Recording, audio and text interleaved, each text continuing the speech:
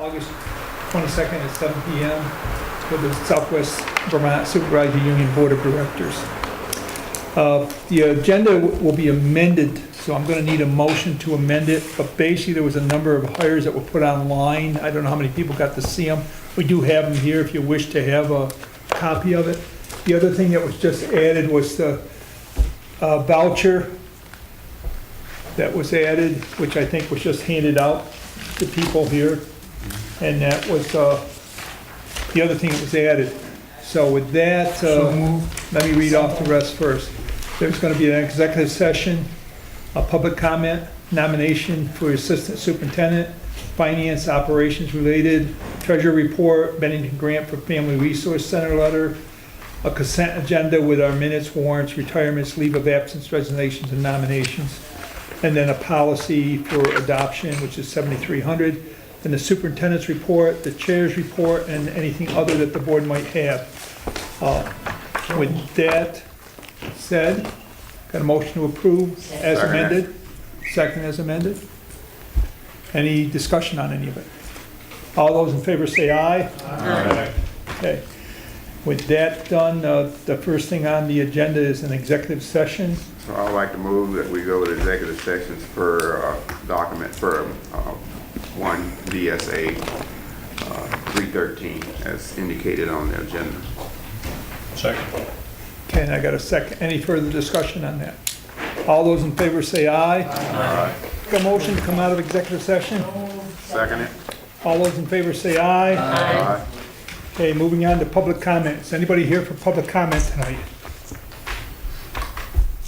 None heard? Nomination, assistant superintendent. Are you gonna? Yes, I would like to move forward the nomination of Laura Boudreau to be the Assistant Superintendent of the Southwest Vermont Supervisory Union. Second.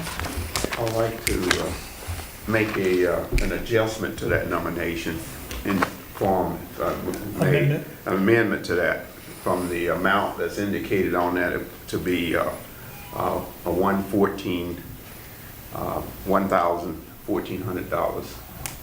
I mean, I'm sorry. 114,000. That's your workforce for the rest. The other will be fine. You got it right here.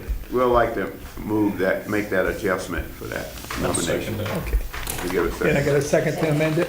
Okay. Clarify the figure again, please. 114,000. 114,000. Starting salary. Okay. I got a motion. I got the second to the amendment. Everybody understand the motion? Yes. All those in favor say aye. Aye. Any opposed? Any nays? So carried. Okay. Finance operation related, treasurer report. Motion to accept. Second. Any questions on it? None heard. All those in favor say aye. Aye. Bennington grant for family resource center letter. Second. It's just kind of an FYI for you folks. Over the past couple of weeks, there have been a few emails going back and forth between the town of Bennington and the state. There was a grant awarded to the town of Bennington back in 1998, which was sub-granted to the BSD to build the Family Resource Center at Molly Stark, which houses our early ed program. So complicated. But that's why we're bringing it to your attention. So basically what they have asked us to do is certify that there hasn't been a change in use of that addition since the grant was awarded. So Kate has drafted a letter to the town of Bennington to certify that, and they've asked us to do that annually going forward. So we just wanted to bring that to your attention, because if there were to be a change in use, we would be subject to a repayment provision in the grant. Okay. Did the grant have a drop dead date on it? I know you're saying you got to keep doing this every year, but is it for eternity or? Until January of 2021. Okay. Is the center still located in Hollis there? Yes.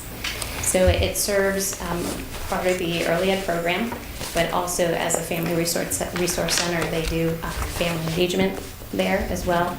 and also the before school and after school daycare program, which is run through the SVSU. So we just wanted to make you folks aware of what we're being asked to do on an annual basis, and that we are subject to making sure that we keep that as it is, at least for the next few years. Okay, thanks. Thank you. And that's all we needed to do, was just to know about it. Okay, consent agenda. You, Yes. Made a motion and a second? you made a motion, right? Yeah. And a Okay, second. all those in favor say aye. All right. To keep it the same, it's basically what we're voting for. Okay. Consent agenda. Second. Any discussion on consent agenda? Ray? I have a question. I see that we're nominating a head teacher in early education. What do we use a head teacher for in early education? And is that a contractual, I mean, is that in this It is is a in the teacher's teacher's- contract person, so is that Yeah. in the contract? It is a position in the contract, and Kate Abbott is the one with the nomination, so she can address that, Okay. Kate? On the mic, Kate. Because, I looked at the stipend amount, it's $3,400, is that right? Right. And that on a 40-week, got the wrong period of time basis, that might pay for 2 hours at most of time? What's that being used for? So we've had a head teacher since the inception, since when I started, but before that. And sure, The microphone, Kate. this microphone, there we go, thank you. The history of the head teacher is basically in early education, early childhood special education. We transition children up from the early intervention system, where the early intervention system serves children birth to 3 on their 3rd birthday. Whenever that 3rd birthday is, they have to come in and have an IEP for early childhood special education services. So our head teacher works actually 12 months. She had about 8 kids this summer that she transitioned in, but she works throughout the school year, goes to families' homes, both, before school, after school, works with early intervention, has a monthly meeting with the early intervention department to make sure that we attend both the 6-month transition meeting as well as prepare for that child to enter on their 3rd birthday regardless of when that date is. So this isn't child find, it's actually providing services to the child and transitioning them into early ed, special ed. Exactly. It's the transition of all those children already found by early intervention, and early intervention is finding more and more children. We had over 50 children just transition to us last year. So early intervention is having an influx of children, and then likewise we have an influx too. But this head teacher has been the head teacher for I think 6 or 7 years, if not more. And the workload has grown and the stipend is pretty much the same, but she's able to accomplish everything she needs to within that time. So the stipend pays for her to be full-time all year? Is that She what has it a, is? no, just to her after-hours work, but it is all year round. Because she works all day under regular teacher direction. She has a full caseload. Yeah, I was gonna say, That's in the teacher's contract, that they'd be working year-round? No, this is her stipend, her head Her teacher stipend. additional yeah, stipend. we need to explain that, I think, a little better, because people have asked me to, what's a head teacher? The question came up at the MAU meeting last week, too. So if we could clarify that the person is hired as a teacher, full year, Mhm. and then we give her special task, which falls under this head teacher. Correct, which is in addition to her duties. Right. So she has her regular job all day, which is she's a contracted teacher. And then in addition to that, after school hours, before school hours, and as she, throughout the day without missing, she gets a lunch, but she'll often miss her prep and things like that. She does this additional duty. And the head teacher has basically is a contractual arrangement with what the pay is. But this head teacher has actually been the head teacher for 7 years, so she works all day as a special education teacher, and then she also additionally takes care of paperwork and handles these meetings at night and as time allows, in addition to her duties for the additional pay. And because of the nature of this work, she works all summer too. So the all summer work sometimes will add, not every head teacher works all summer, but I have a special Idea B stipend that also covers our summer work because it's all for special education requirements. If she didn't do it, it would still have to get done. And you don't have enough people to do it otherwise. Okay. Well, this, Go ahead. this wouldn't just be for Kate, this would be an HR thing, because it came up at Mount Anthony and Yeah. somebody else, and everybody want to know what does the head teacher's responsibility. So we need to Which have, varies by department. but we need to have general instructions in terms of what you just stated in the HR department, so that everybody will know that if we're having head teachers, that they are regularly employed, but then they have specific job duties that are above and beyond what they're contracted to do on a normal basis, and they help coordinate those efforts with other teachers or instructions in that area. Then that's general enough to know that something, so that everybody will be able to understand what it is that we're trying to accomplish in these areas, and the pay grid is automatically according to contract, as you said. Yeah, but this isn't in the standard contract No, grid. This is outside it. right. And what should be clear, because you're right, it was asked at the MAU, is that we have a lot of head teachers. You're talking about a specific head teacher and the functions that that head teacher performs for you. Right. But there is other head teachers in the school, but they have to realize, I think the piece that some people miss is that when it's a head teacher, say it's a head teacher for English, that's what they're specializing in, and that's what they're doing the extra work in as a head teacher. Right. Is the subject matter that they know and can do a step farther than just a normal teacher's day. As And I I think- recall from the times I was on negotiations, that was usually for a person who was the head of the department. Yeah, usually. They have And the that skill was part of level. the contract. It was just written into the contract that they got a certain level of compensation for doing the extra duty. Which is a little different than what I just thought, so. Right. I think that's what the confusion is with this, and we'll need to address that in a different way. So Thank can you. can we get that done Yes. with HR to look into? We'll maybe- give you a report on that, because we said this at the MAU meeting, that we will address it. It was asked at the MAU meeting, we'll address it at the MAU meeting, it's asked here. So for our September agenda, I'll make sure that we address the variations of what a head teacher is across all the different districts. Right, Okay. thank you. Thank you. Okay, with that, I had a motion and a second for the consent agendas. Any other questions on them? All those in favor say aye. Aye. Opposed, nays? Ayes have it. Policy. This is to adopt the policy number 7300. Second. Any discussion on that? Okay, Yes. just, oh, Ray, Do you want well, I to say just, something first? or- yes, I just wanted to say that this is the adoption of that policy, and that everybody needs to really read and understand this policy, what it's doing and what it's saying, because we're gonna have public comments, and what we want to do is make sure that those public comments get done and managed in the right way. And so I really wanted to point out that if we have public comments, that we ask specifically, that they, when they speak, that we ask at the end whether there's something that they really want from us and to be considered for what they had to say. If there's some action on our part, we want to make sure we understand it before they leave.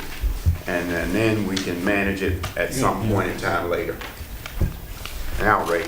Yeah, well, there's in the body of the policy, what is it? It's 3 public comments, C. It refers to a policy which is listed below, but I don't see why we don't just list the policy number right there with the reference. Do you follow me? I mean, it's not a change in the policy, really. It's just, I think it's implicit. We can do that at the next policy committee. It's not a change in the statement, or That's right. That it's can not be a made. policy change. We can. All right, thanks. Okay, Otherwise- any other comments? Okay, all those in favor of adopting it say aye. Aye. Opposed? Nays? Ayes have it. Superintendent report. So you've seen that, you may have seen, I hope you've seen, that we've received over $110,000 in school safety grants. Just want to again thank Vic Milani and my administrative assistant Karen Krolkowski for the work that they did to get those grants submitted. And we have authorization that that money can begin to be spent. Every school received some funds under this grant. The project at Molly Stark was disallowed on changing the cameras from analog to digital, but other than that, everything that we put forward in our grants, we did receive. So that hopefully is going to move our schools to even safer than I feel they are now. And we will continue to monitor that, and I will give you an updated report as well as to the individual boards once the projects are underway and done. And we do have to match those with 25% local funds, and Renee assures me that all the districts are able to do that. There is going to be a state regional meeting, a state board meeting regionally held at Green Mountain High School on September 19th, and all of our district's Section 9 proposals are up for discussion on Act 46. So it is a hearing on really the Secretary of Education's response to our Section 9, and there's a lot of information on the AOE website, including a consolidated snapshot of the Secretary's proposal. So it's like down to like 4 pages for us. So I will tell you what's one of our concerns was the governance model that was going to be recommended by the Secretary of Education. So when I first addressed this at the BSD board meeting, we did not know what the governance model is. They have now drafted default articles of agreement, kind of a one-size-fits-all, that could be amended locally. And under that, it is the hybrid governance model. What is different from what we proposed as a hybrid model in our articles of agreement, which was a model of the MAU governance, is that all towns get 2 seats. So Bennington may want to amend that, or may want to go and speak to that at that meeting on the 19th. What I've heard from the Agency of Education, their default articles of agreement, and that is something that could be amendable.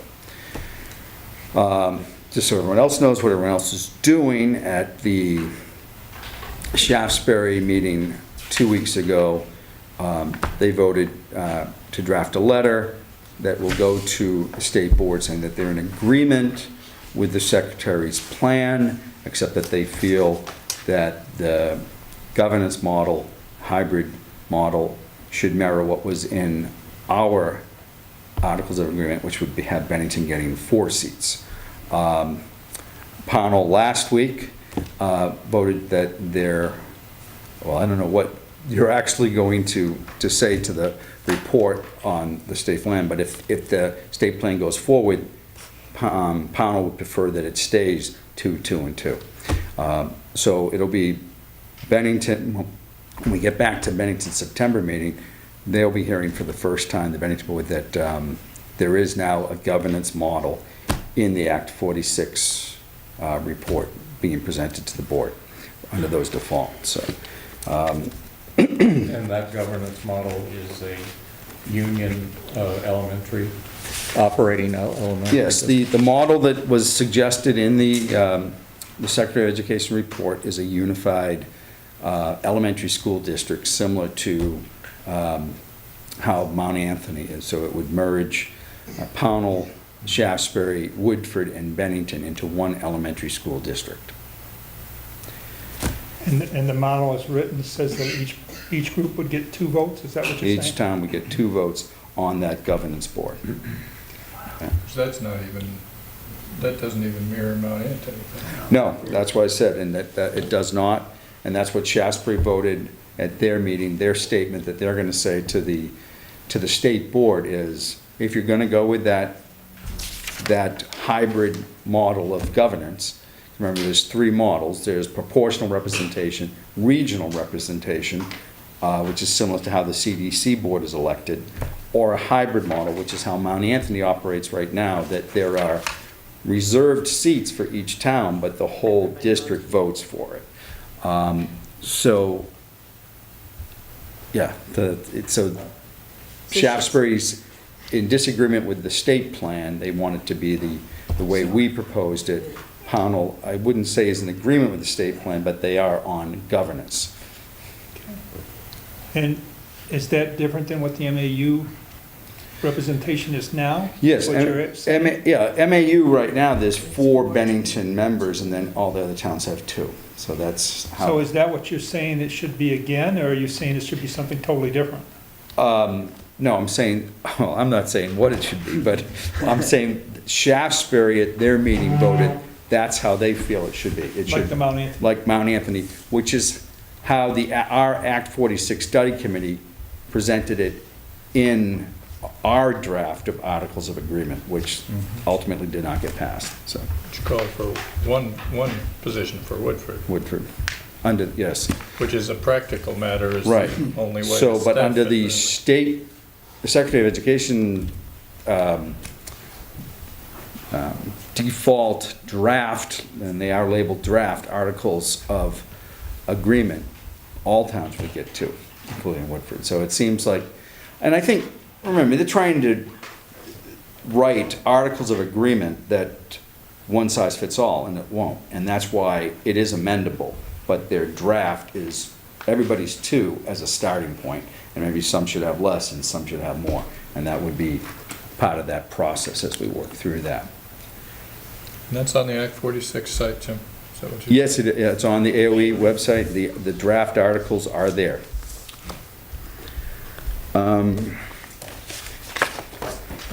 So summer is almost over. Not officially and not on the calendar, but I know that when I draft a letter to the staff with welcome back messages and dates and times, that summer is coming to an end. And that comes to the end on Monday. Our staff will be reporting to their schools on Monday, and all staff will be reporting to the high school on Tuesday. That will be the SU day. We'll all be gathered together at the high school auditorium. Wednesday will again be a building day, and the students, kindergarten through grade 9, will report on Thursday, and then all students kindergarten through 12 on Friday of next week, and we will be up and running. I will have a report for you next week on, as we get back to school, like how many people did we have to hire and what's our turnover rate and all that. We're not ready to do that. That will also be after a discussion with HR. We'll give you a report on that next month, because we received 3 resignations today. It's not a shock. It does happen this time of year. We also had somebody who accepted a position and then notified us that they accepted another position and wouldn't be coming after all. It is what we deal with this time of year. Not a shock, particularly a lot of those last minute resignations are para-educators, because teachers with a licensing requirement don't tend to jump too much right at the last minute. So we'll give, it looks like we're going to be where we were last year, where we hover somewhere in that 8 to 10% turnover rate every year, which translates to pretty close to 60 new hires between administrators, paraprofessionals, and teachers, custodians, everyone. So we'll give you a full snapshot of what that looks like and what our summer has been like, filling those positions for our principals, HR, and myself. So we'll have that for next month, but I just wanted to let you know about this. I did want to mention something about an email I got, and I'm looking at Renee when I said this. So I want to give a little praise to the Abbey group. The email that our director of the Abbey Food Group, Maureen O'Neill, sent. I'm pretty excited about this. No more minced fish nuggets or fish sticks. This is big news in school cafeteria world. So the Abbey Group they're proud to announce that they've contracted with North Coast Seafood out of Boston, and they are going to be serving certified sustainable wild Acadian redfish, which they tell me is the locally sourced fish out of the Gulf of Maine. So, and starting in September, their menu will be offering fish and chips, October coconut crusted redfish, and Maureen assures me that it is a kid-friendly breaded fish product, and it is high in protein, low in fat, and it is a wild protein. It is not a farmed fish. So again, congratulations to the Abbey Group. I find that they have always been trying to tweak that menu and be on their forefront. So as someone who grew up not being a fan of fish sticks, I can't wait to try this, and I did want to let you know. A reminder that, and you all know this, you'll hear this on in your individual meetings. Believe it or not, this fall, both para support staff negotiations and teacher negotiations will start again. And we used to, before the healthcare major upheaval came in, we used to stagger those contracts, but the last contract negotiations, we shortened one contract or two ago so that they all expired on the same date, so because health insurance was going to be a big negotiating point. So it was decided that we'd do them simultaneously. So again, that's going to happen, and it seems like we just settled, particularly the paraeducators, but so that will be happening again this fall. One other thing that we did this summer, and I mentioned this at the MAU meeting, we call it an administrator's retreat, but it really is an administrator's training, and we do this every summer. It's a 2-day event, and there's so much that is expected from our administrators, and we have to, and so when I say administrators, it was all principals, vice principals, directors, superintendent, and some of the topics that we went over were trauma-informed practice. We also, all the principals got to meet our new public information coordinator and strategize about how best to use that position. Our continuous improvement plans were reviewed. We also had a presentation from HR on social media and free speech, something that our principals are dealing with almost on an everyday basis right now. And the Director of Finance and Operations, everyone was really looking forward to her presentation on chart of accounts and budget control groups. It's all changing, and it's something that has to be done and addressed, and Renee did a great job on making that an enjoyable presentation. And I will end on that. We tried to blend a little fun and learning, so we had an improv comedy group come in, and it was called Learning Through Laughter, and I hope that the administrators found that helpful. But it was really about team building and working together and trying to be a little fun. And the last thing that we did at the administrative, well, not one of the last things, but another highlight of the administrative retreat, for the second year in a row, we had the second annual Superintendent's Miniature Golf Tournament. And this year's trophy winner, and there is a trophy that goes with this. Laura Boudreau was the low score, and she won the last year's winner was Tim Payne. He did not repeat. The last thing I want to mention is, you may have seen this in the news, this Friday is Bennington is going to be capital for the day, and we have the governor coming and the Secretary of Education coming. Kate Abbott's back here. I know she's been arranging that they're going to be touring one of her partnership sites, and they're all the Secretary of Education is also going to be touring with me Pownell Elementary School, hopefully. hasn't been confirmed yet, so we're still waiting. Okay, I don't know if you have a time confirmation yet, we're still waiting for, you know, and you know when these visits come, I mean, everything could get thrown into a delay or a mix, but I'm excited that they're coming here, and I said this when I heard that, you know, Dan French, who was the consultant for our Act 46 Study Committee, when he became the Secretary of Education, it was going to be good to have a Secretary of Education that knows that this corner of Vermont is here. And I think that I'm honored that they're going to be here this Friday and seeing the community as well as, it's not just the schools, but I know that they're attempting to highlight Kate's program, her partnerships, her community partnerships, which are outstanding, and a school that we're also very proud of, Pownell Elementary, so that should be in the afternoon. I'll send out an email blast once we have confirmed times. And that's my report tonight. Yeah, pass that over to them. Okay. Sign this guys now. And I'll let you know when the fish sticks are on the menu if anybody wants to come and try them. No, I mean not the fish sticks, the red fish. Hey, The fillet. as you heard earlier, our superintendent had administrative training she went to, and we had received a letter from, a request, I should say, from the Brattleboro Development Credit Corp and the Bennington County Industrial Corp to attend in Wilmington a session to talk about economics and education. And Leon and I attended that, and I'm going to go through a little bit of some of the stuff that we heard there and some of the stuff that was put out.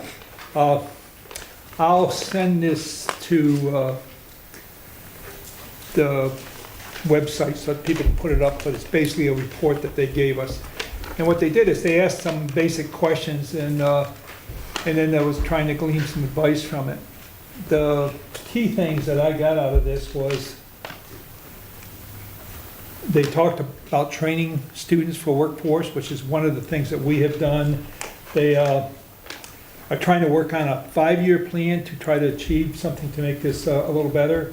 The folks that were there was a number of superintendents from several of the various schools. Twin Valley was one of them. Wadeham, what was the other ones that was there? Burburton, Wyndham Central Supervisor Union, Leland Gray, and a number of others. The superintendents were there. The governance people was there to listen. They didn't say anything, but they were there to listen. And so basically they heard us provide some of the answers to some of their questions. What have been your biggest success in the past 3 years they were talking about?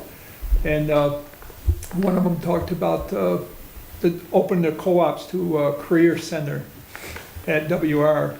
And basically, and they used abbreviations this when they sent it, so I'm going to assume that was West Rutland. Correct me if I'm wrong, Leon. And as of July 1st, BRSU district merger is complete. So they've done their merger, and they're finding efficiencies and rebranding of schools and communities as having quality choice throughout the district. What they did is they basically allowed their kids to have choices to whichever school they went within that group versus closing down any or doing it. They gave a choice to the kids. And I'll ad-lib a little bit here, because in the conversations later on, they did talk about similar things that we said. It was able to then focus, one school could focus on a certain subject matter and stuff, and improve that quality of education for that student. So so they were moving in that way. And basically, Wyndham Central Supervisory Unions was involvement in the Community Equity Committee. Need for qualified employees has caused to work with other employers and develop a recruitment strategy. Says they are getting good at FaceTime interviews, but that we are making it hard for the candidates we want. They are finding us. We need to be targeting them. There was a whole discussion about hiring, and it seems like every district has problems hiring. And some of the keys was math and science. finding people that were qualified to teach math and science. And the other thing that I heard was the quality of pay at the starting level just wasn't there to really attract people. It wasn't, once people had been there for a long period of time, it was that if you wanted to get somebody fresh out of school, you weren't keeping them because they'd come to Vermont, get some years in, get their master's, then go somewhere where they make much more money. So, and we've all heard this. And Leon made the comment that the legislative breakfast once a month has helped us out with getting legislatures to understand what our problems were. And universal rollout pre-K for 3-year-olds was a success with a couple of the schools that talked about doing that and improving on it, because some of them had already started something similar, but this was making an improvement because now they were getting more people. What we are excited about was the question. Twin Valley proficiently based learning was what they were excited about. We went all in years ago to do this, and next year will be the first year that the whole school is in the program. And again, that was Twin Valley Middle School and High School. That was their superintendent talking about the proficiency-based learning. The new superintendent and support service coordinator for BFU, Bellows Falls Union High School, was what that superintendent was talking about. Leland Gray, Union High School, was using small as advantage, personalizing the experience for all students, 3rd year in position. Turnover is very hard for BPA, sees 25% turnover on principals. Not sure why, consistency is key for achieving. Nationally, turnover average is every 3 years. 3 years is the goal year when you have your feet under you, which is again I talked about teachers. They're having the same problem with principals. Principals aren't staying, but maybe 3 years at the most and moving on.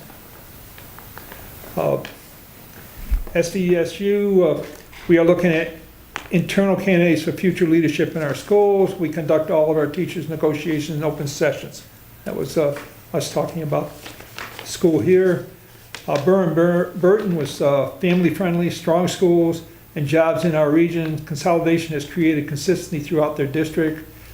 They have a 20% growth in the last 6 years, and they have a K-12 system that is going to be more attractive.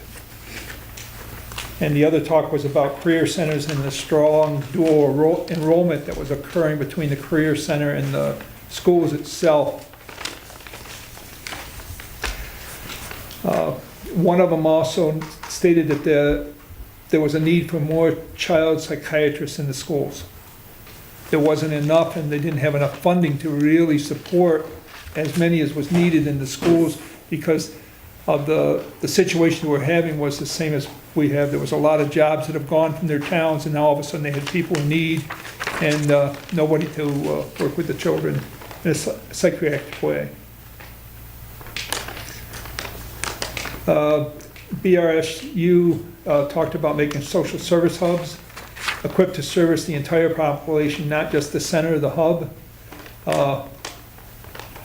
How to use DCF better. And they're all talking about renting space in different buildings and stuff because of private providers trying to figure out how to deal with their school consolidation and some of the other issues. Burton community situation is deteriorating. Leadership is critical. Climate cost cutting and fewer students. SPED pulls dollars out of the system.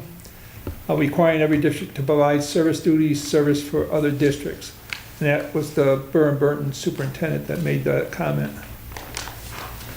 We've all heard this, child care is lacking everywhere.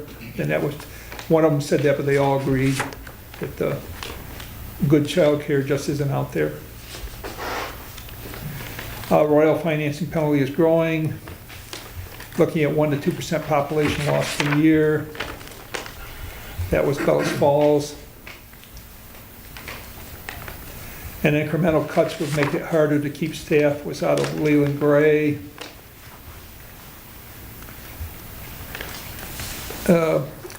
Wyndham just said that they cut their early childhood education program at their career development center because of staffing. costs. And they're talking about police and fire department coordination is more, ever increasing now with the growing need for foods for kids and stuff. And then they talked about some schools that are supporting backpacks and other things for kids in need, which goes on with a lot of schools. And one of them, Leland Gray, talked about when we look at expanding learning opportunities, we often think of virtual opportunities. With growing high-risk populations, this is tricky. Online learning requires a higher level of self-motivation. Small high schools cannot exist as standard comprehensive schools. They need to look at collaborations to offer expanded personalized educations. And again, you want to add to that? Well, basically, all the areas we're talking about the same problem. The enrollment is going down. The costs associated with maintaining their structures is going up. They got high turnover, and they talked about readiness of students to be able to take the jobs that are in the that are left in the town. For those that are not going on to college and those that are going to be here, they have to make sure that they are technically ready to be able to face the job opportunities that are in the town where they are staying at. And that's a problem that we got to make sure. They did talk about barriers between the state areas in terms of trying to get kids to technical centers. We brought up the fact that everybody is holding the money when it comes to a regular high school versus trying to release it so the kids will get the technical education that they actually deserve if they're not going to college. So that was what was discussed as well. Yeah, and that was keyed on trades. They were looking at electricians, plumbers, carpenters, all the things that people work in that you see out there that are not being addressed in the same manner as we're trying to address people to move on to college. Right. We're not addressing how do we move people on to Hudson Valley or some school that does trades in our training. And it just, you talked about the CDC, but others talked about the same thing, trying to find a way to better mesh together these career development centers and the schools so that they actually can sort of give those kids those ideas and see where they want to go. And I thought that was good. The other thing, of course, I'm always talking about online learning and so forth. One of the things in the discussion was one of the superintendents, and I forget which one it was very concerned that the personal learning between a student and a teacher would be lost with the online. So he didn't think that that's the way we should go with any type of online learning. I've always felt strongly that the upper grades from 6 on certainly can do it better. And the reason why I say that is I can remember when we were pushing laptops at where I work at RPI, and the professor said no way, they would have thrown them in their closet and so forth. But in the end now, every one of them has it, everyone works with it, and every student works with it. It's a very hard curve to get people to think about that way, but I think we need to start thinking of different ways so that we can reach out. If we have a specialist in one school, how do we reach out to make sure that the other people receive the same education? And that's where that was. Okay, that's the report on that. I have a... Nelson, is it possible that you and Leon could generate kind of a short listing summary for the board? Yeah, I think we can. I'm going to send sort of what they sent me that I read off from. I didn't get it. But there's and I'll send that I'll actually send it to the board members. I think that's the best way, and then to the website so you can grab it. But there's lots of things that were in discussion that's not on the paper because they kept it one-liners to keep it as quick as they could. Okay, and I got a executive summary from Donna Lee to do with asking us to I'll basically read it. Dear Chairman Brownell and school board members, as we move forward with improvements in our education program in the SVSU, it is important to periodically look back at the accomplishments in building and comprehensive systems needed to sustain growth for our students, staff, and schools. The SVSU is fortunate to have a strong leadership team, willing and able to identify long-term goals and work together to accomplish them. Change is a challenge, and the difficult changes for schools are always subject to the human response to change. Knowing that the administrative, under the leadership of Superintendent James Culcane, has managed to bring about the significant positive changes during the past few years.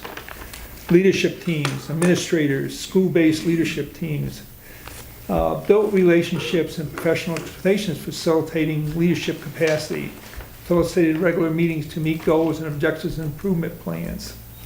A culture shift, respect and positive expectations for individual staff and students, positive behavior supports, PBIS, social emotional focus, trauma, informed culture, supportive evaluation standards and process, action plans and goals, shift in leadership roles to provide improved educational focus, culture model for math, data analysis, and literacy, walkthrough models, consistent expectations, following through and supportive supervision, clear contract and leadership expectations, professional learning opportunities, national presenters, leaders in the field, contracting with leading education experts for high-quality presentation offered here in the SVSU, has allowed teams of staff members and administrators to attend together and implement change. Clear focus on SVSU goals in mathematics, literacy, positive behavior support, multiple tiered instructions, MTSS, technology implementation, trauma-informed instruction, social and emotional, and health supports. Reduce costs and high-quality professional learning through close supervision of goals aligned and opportunities.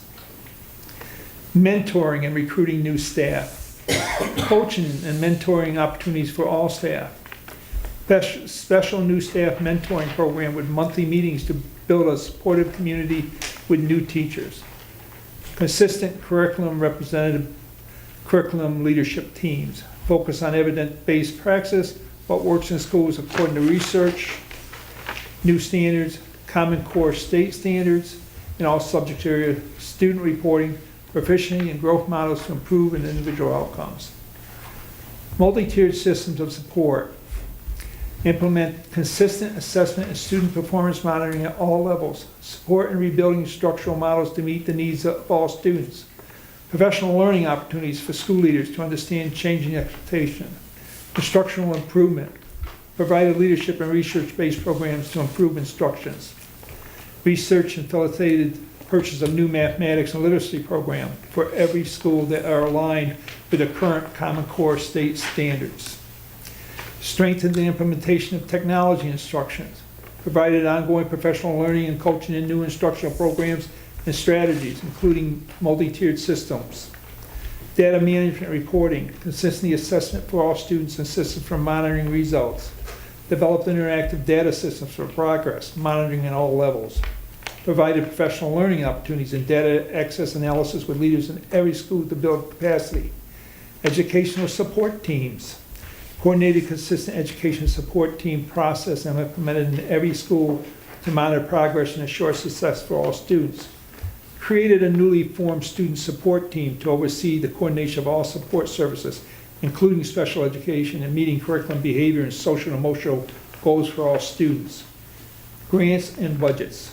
Facilitated improvements in the financial management and reporting, including positive outcomes for approving school budgets.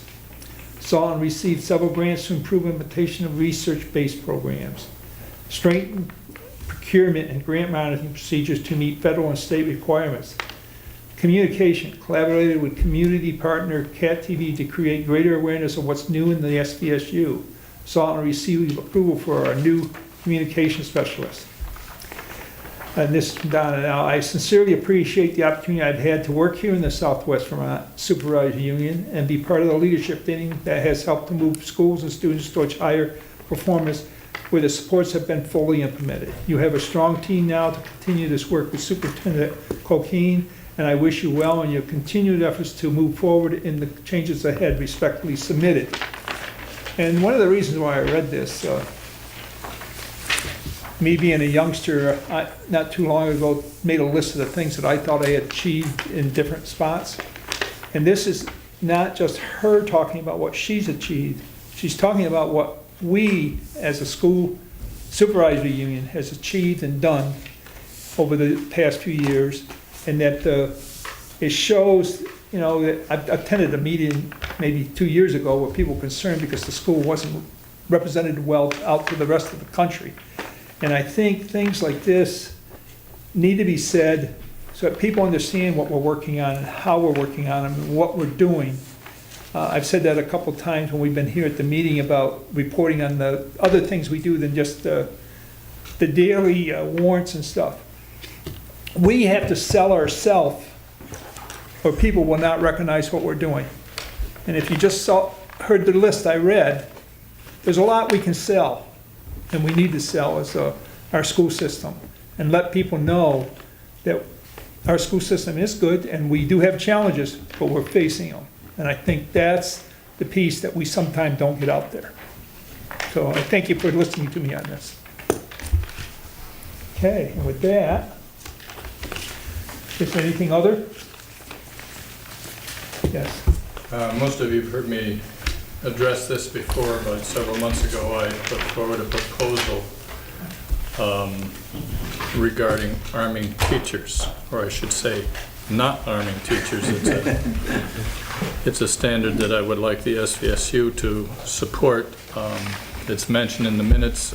It did not come before the board this time, but I guess I'd like to know what the status is, as it has gone around the other boards or not. I think it's important to consider, and there's a heck of a lot of discussion out there about how we should be doing that. I think that's possibly one of the worst things we could do. And I think we need to take a position on it one way or another, so I'd like to either move it forward as a proposal or find out what its status is with the other boards. If they need me to go before them and read it, I don't know that that's necessary, but I think we need to do something with it. We have representatives from all the boards here. Does any boards have anything to report out on this? My board has talked about it, or at least I've talked about it in my board meeting. And I think we would be interested in it. And I'll invite you to come to our meeting, if you can, and speak briefly to it. I'd be glad to do that if that's what gets things moving. I would appreciate it being on the next agenda, following all those meetings. And Every board has received your proposal. I mean, I know we talked about it, I wasn't at the last board meeting, so I don't know if it was brought up there. I don't think it was from reading the minutes, but I think that there was a question about the policy and how it relates. Wasn't there a question in relationship to like the policy that's out there in regard to weapons? And isn't our policy already kind of stating that?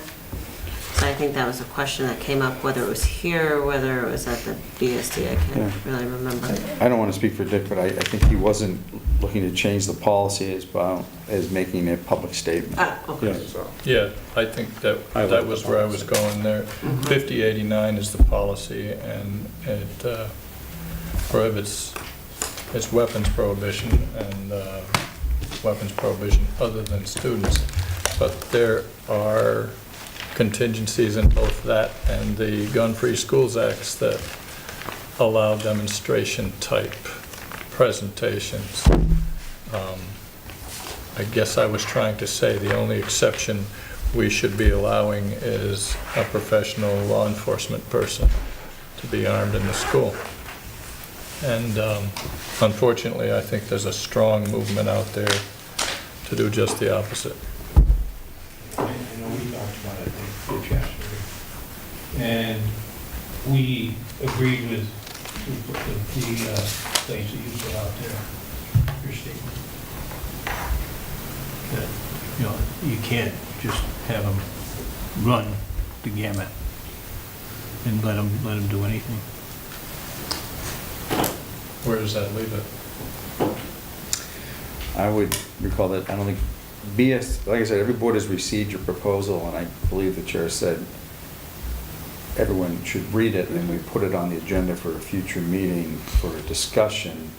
Because remember how this all started, you know, Dick made this proposal in SU meeting, and you're not, and the thought was, take this back to your own boards to have a discussion to guide you on how you would vote on this as an SU proposal. Okay, here's what I see. We do a policy and we send something around and everybody checks off a box and it says what date that board has approved on that. We can go around, I'm with you, Dick, I think we can go around with this all the time. What we probably should do is ask each board, you know, send the thing around and ask each board to vote on it and put a date on it, bring it back to us, and then we as an SVSU board moves on it. Well, I don't know if we really want to make a policy thing on it. I'm not asking for the policy. Well, if we're voting on it, it's going to be a policy, right? No. No, it's a position statement. Position statement. You're gonna vote on a position statement and sign off it. Your position is X, whatever it is. If you say, agree, it's yes. If it's not, it's no. Then it'll come back here, and then we as a board will take action on it. Part of what I'm getting at is we already ask our teachers to be social scientists and behavioralists and a million other things besides teaching, and potentially we're asking them to be armed sufficiently in an emergency to protect students. It's not going to happen. It's not going to work. Yes, Ray. Yes, well, when the superintendent was making his report on the safety infrastructure grants, he said that every school received some money, but in fact, North Bennington applied, since we are a public school district and we own a building, and that building is lightly secured, and I think we should have had a reasonable chance, because we don't have some of the improvements to school security system that other districts have invested in, mostly because we thought we were pretty secure community-wise in terms of the appreciation of the community for the school. Now, I don't think they even read our application, and I have enlisted the supervisory union leadership in trying to figure out exactly why they did that. Renee has sent an email, and I've sent a follow-up email, and I expect some more assistance there in terms of at least getting a bona fide legal opinion from the people who made these decisions. Thank you. Thank you. Can I suggest maybe what I'll do is find out when board meetings are and go to those meetings and maybe speak under public comments and leave them that information to bring back up. I could make sure that one more time it goes to everyone at their September meeting, so that we are back no later than our September meeting here, that it's, you know, so I can send it to every board, and what each board wants to do with it on their agenda would be up to that chair. Okay. Yeah. Thank you. Okay, something different. This is our first meeting of the year, and I wanted to make sure that we get off to a good start. This year there's a lot of things that we need to be mindful of, and one of them is, I think in our policy we talk about goals and evaluation for the superintendent, that we need to come to a consensus on how we're going to do those things in August and September. And so we need to just not forget that. There are things that we wanted to make sure we put in place, and that's going around, is board training, information in terms of board members and what they should know about the district. So the agenda items are wide open. what we'd like to hear is from board members and staff, what it is that you would like to have put on the agenda so that we can have a detailed, rational discussion or understanding of how something is working and how we should be responding to that. And that'll do a lot for us educational wise if we can get that information. Yeah. Okay, any other? None heard, I'll accept the motion. Motion we adjourn. All those in favor say aye.